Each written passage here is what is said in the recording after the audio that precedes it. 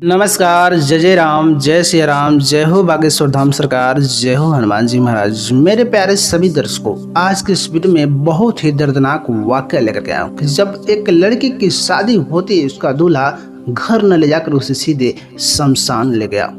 ये कहानी बहुत ही हैरान कर देने वाली कहानी है, क्योंकि अक्सर लड़कियों की शादी जब होती है, डोली में चढ़ के वह सीधे ससुराल जाती है, न कि शमशान। और इस लड़की का दूल्हा इसे शादी करके सीधे शमशान ले जाता है। तो बहुत ही हैरान कर देने वाली वाक्य है। आप इस कहानी के अंत तक जरूर बने रहिएगा।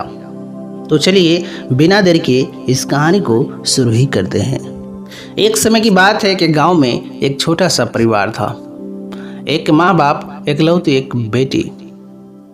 माँ बाप अकलौती बेटी का बड़ा ही ख्याल रखते थे, उसका बड़ा ही सेवा सत्कार करते थे, बहुत ही प्यार दुलार करते थे, क्योंकि उन दोनों लोग का इकलौती एक ही बेटी थी। अब इस बच्चे की खुशी शायद उस भगवान को मंजूर नहीं था, इसलिए एक दिन की बात होती है, उसके दोनों माँ बाप दोनों कहीं से आ रहे होते हैं और एक्सीडेंट में अचानक दोनों की मौत हो जाती है।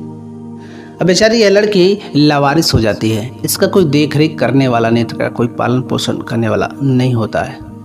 अब इसकी एक चाची रहती है, वही इसकी चाची इसके अपने पास रख लेती है, इसका पालन पोषण करती है। अब इसके चाचा और चाची जैसे अपने बच्चे का देखभाल करते थे, उसी प्रकार इसका भी देखभाल करते थे।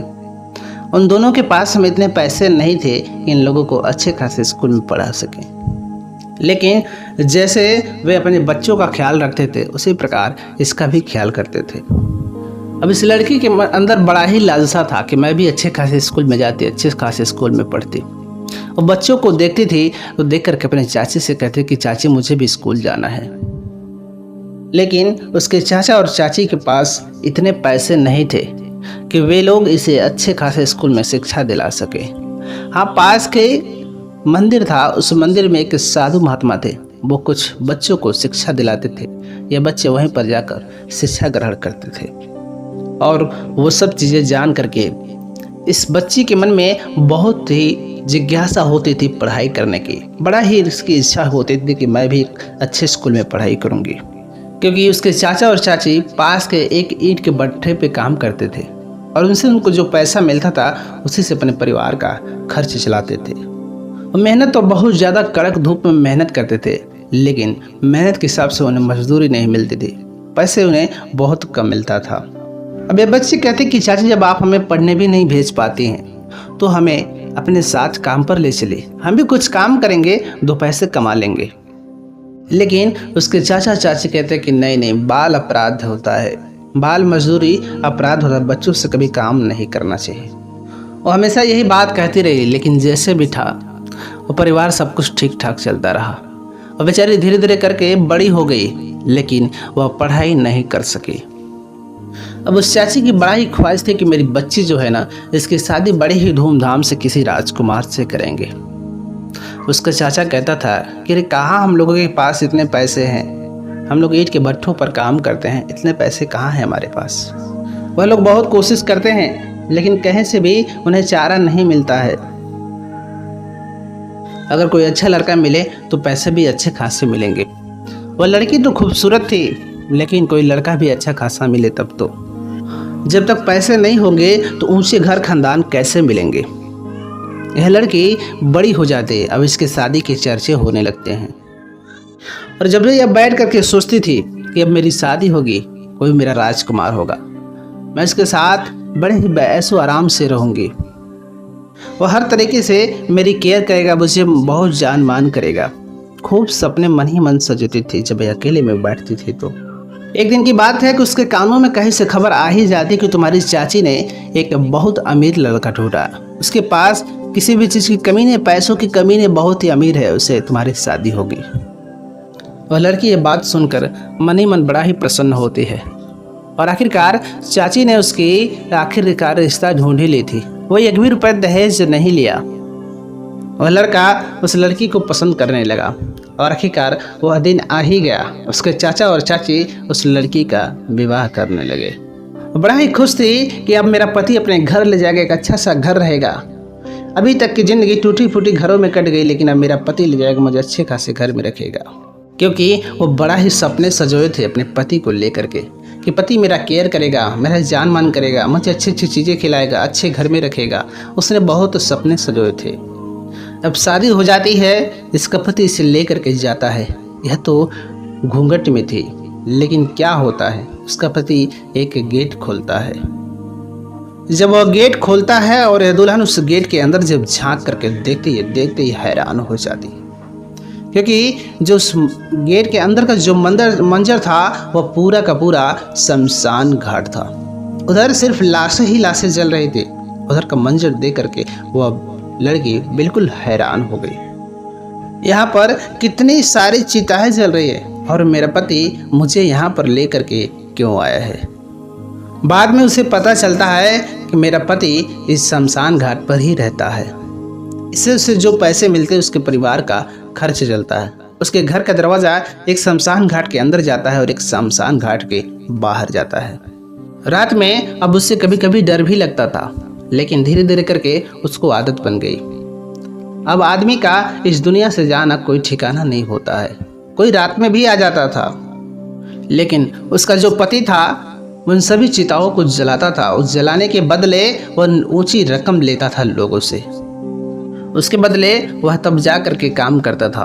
लेकिन शायद इंसान को पता नहीं है कि हर एक इंसान को, चाहे वो अमीर हो चाहे गरीब हो, सबको एक न एक दिन उसी जगह पे जाना है। ये रंगमयी लीला की दुनिया है। सबको अपनी अपनी लीला करने के बाद अंत में भाग दौड़ करने के बाद, जीवन की जो भाग दौड़ उसके करने के बाद आपको अंत में उसी शमशान घाट में जाना है। अब हर रोज सुबह से शाम लेकर कोई ना कोई आदमी वहाँ पर आता जाता रहता था और उसके बदले उसका पति ऊंची ऊंची रकम लेकर के चिताओं को जलाता था। पैसे ला करके अपने पति को देता था।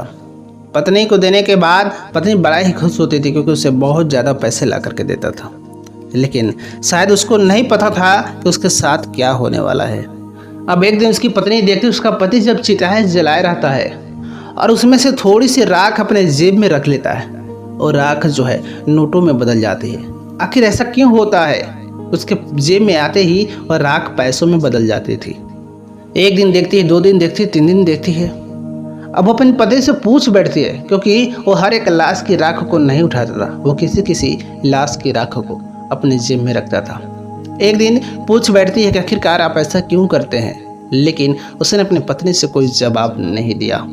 कई दिन तक जानने की कोशिश की कि मेरा पति ऐसा कौन सा कार्य करता है कि नोटों की गड्डियाँ से उसके जेब भर जाते हैं, लेकिन वो कुछ भी नहीं बताता था। लेकिन चाहे जैसे भी हो, वह अच्छा खासा पैसा कमा करके बहुत ज़्यादा पैसा रख चुका था। एक दिन उसका पति घर से रात्रि में घर से बाहर जाता है और कहता है कि देखो जी, आज मैं पूरी रात्रि घर पे आऊँगा नहीं और मैं कल सुबह होते ही घर पे आ जाऊँगा। रात्रि का समय होता है, वो घर से बाहर चला जाता है। अब ये इधर अपने घर में आराम से सोई रहती है। अब रात की आधी रात्रि होती है, उसके बाद इसके घर का दरवाज़ा कोई कस के पीटने लगता है, कोई आवाज़ लगाने लगता है। ये तुरंत उठ करके बैठ जाती है, डर के मारे कि इतनी आधी रात को कौन आकर के मेरे दरवाजे को पीट रहा है। वो बेचारी बड़ा ही भयभीत हो जाती है। वो पूछने लगती है कि कौन हो कौन हो, और उस दरवाजे से कुछ लोगों की आवाज़ें आती है। उसके मन में विचार आता है कि शायद रात्रि के समय को इस दुनिया से चला गया होगा। लेकिन जब घर के बाहर आकर के दरवाजे को खोलती है, दरवाज़ा खोलते जैसा मंजर देखती उसके पैरों तले ज़मीन खिसक जाती है, क्योंकि वास्तव में कोई इस दुनिया को छोड़ करके चला ही गया था, लेकिन वो कोई और नहीं बल्कि उसका पति ही था। अब एक आदमी उसके लाश को लेकर के आया था। उसने कहा कि हम दोनों सफ़र कर रहे थे, मैं पीछे की साइड में आगे साइड में थे। एक क्रॉसिंग पे क्रॉस कर रहे तो जोरदार का गाड़ी का टक्कर लगा और इनकी मौत हो गई। उसके पति का शरीर खून से लहूलुहान था। उसके शरीर पे एक भी अंग नहीं था जो टूटे हुए नहीं थे। इतनी भीषण एक्सीडेंट हुआ था कि उसके चेहरे भी पहचान में नहीं आते थे। और बेचारी बड़ा ही हैरान, उसके ऊपर तो पूरा दुखों का पहाड़ टूट गया। वह व्यक्ति ने कहा कि हम दोनों की अच्छी खासी दोस्ती चलती थी, लेकिन अचानक मेरे दोस्त की ऐसी हाल हो गई। फिर उसके लिए भी एक सुंदर चिता सजाया गया और उसका भी अंतिम संस्कार हुआ। लेकिन जब उसका चिता सजाया गया और उसकी लाश को जलाया जाता है, लाश को जलाने के बाद उसके जो अस्थियों की राख होती है, उसकी पत्नी उस राख को लेकर के अपने दुपट्टे में बांध के घर में रख लिया। बांधने के बाद 1 दिन हुआ, 2 दिन हुआ, 3 दिन हुआ। अब 2-3 दिन बीतने के बाद जब वो जो मंजर देखती है वो देख करके हैरान हो जाती है। वह चीज़ें बिल्कुल हैरान कर देने वाली थी। अब उसको समझ में नहीं आता था कि आखिर ये कैसे हुआ। अब वो पता करने लगी इसका जो दोस्त था वो कहाँ का था।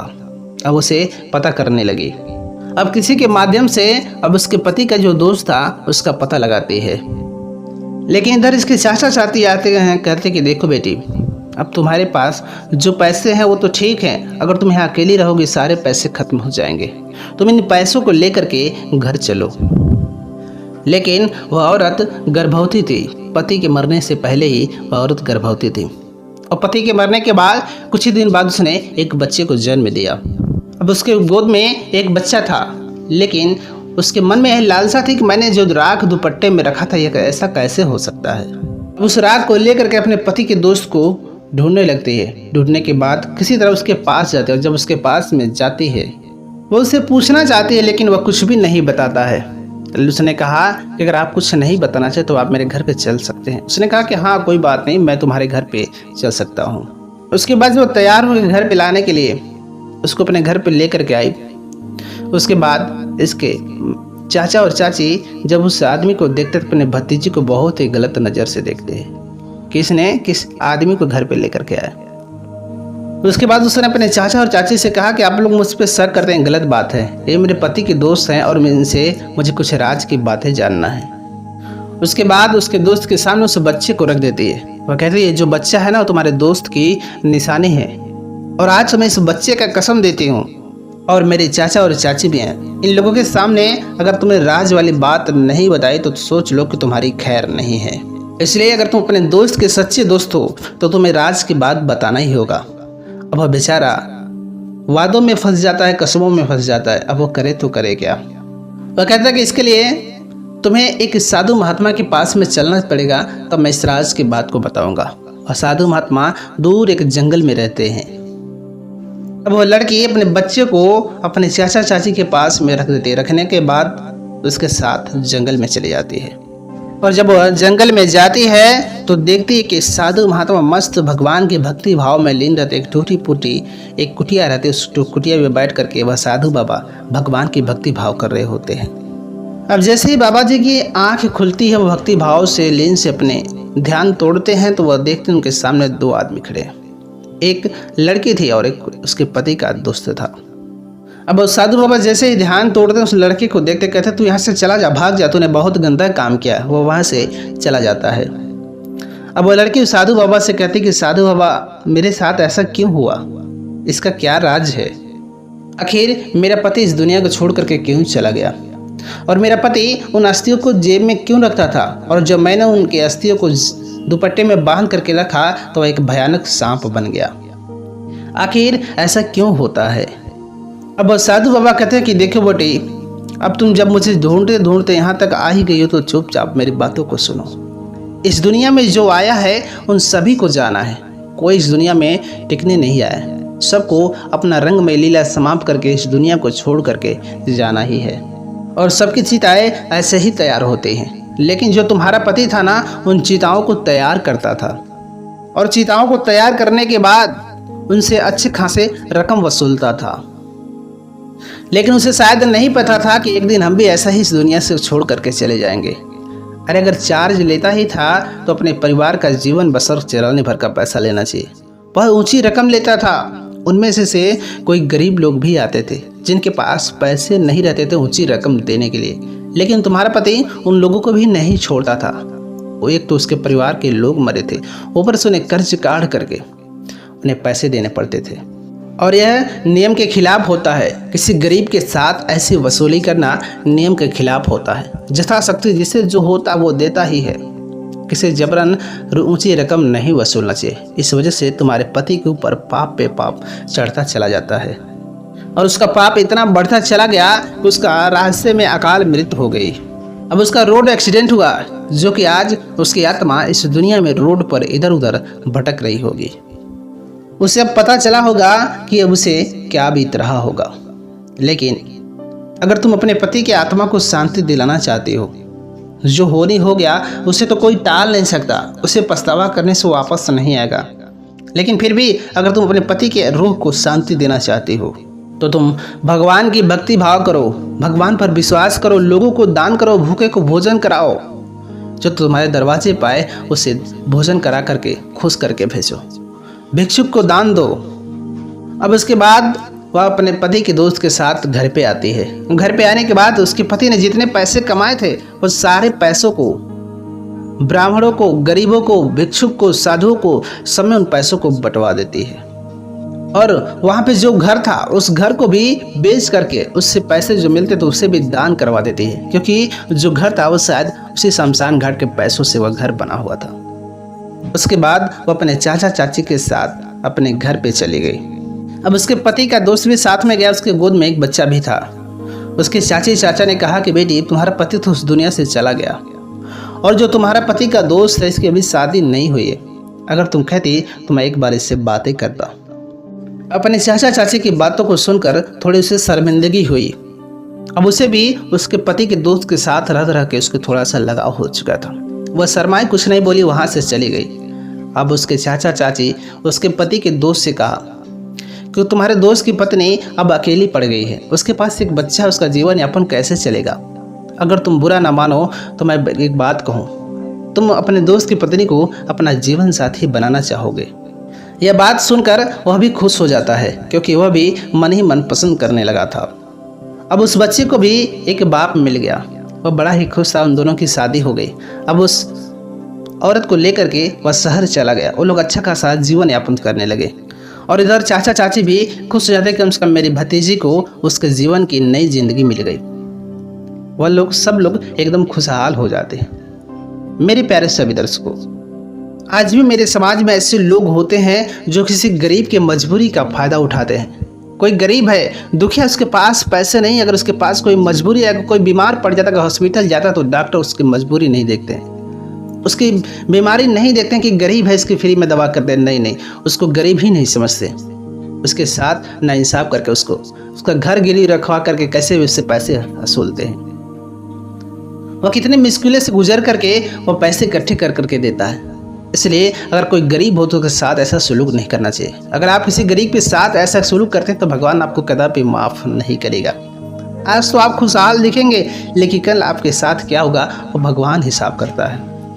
इसलिए मेरे प्यारे सभी दर्शकों, हमें भगवान पर विश्वास करना चाहिए, भगवान पर भक्ति भाव करना चाहिए। गरीब दुखियारी को समझना चाहिए, भिक्षुक को समझना चाहिए, क्योंकि वो भी एक इंसान है, उनका भी इस धरती पे जीने का हक होता है।